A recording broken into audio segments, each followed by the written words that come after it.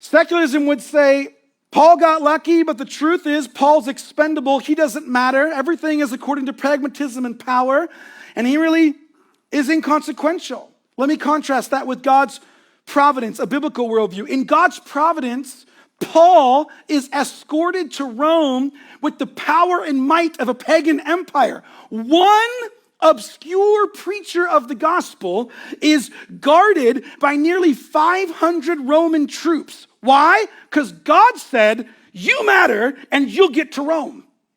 That's how a biblical worldview would read this text. And the application then for us for all time would be, your life matters to God. Secularism tells us that God is absent from the public square. He's absent from politics. He's absent from history. He doesn't exist at all. And so in that vacuum, the state or the self is ultimate.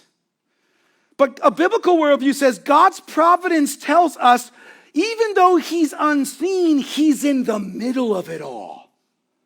Political kingdoms are actually instruments. They're not ultimates. A biblical worldview says all of life is God's to redeem and God's to direct. That's how we see it because we believe in the doctrine of providence. Secularism says you and your life are totally random. You are random. You are chance. You are accident. Providence shows us that God is directing even our most mundane days. Finally, secularism says you're alone. And providence, a biblical worldview of providence says, no! God cares so much for you and is so wise in directing his mission and his servants. He'll mobilize armies to accomplish his purpose.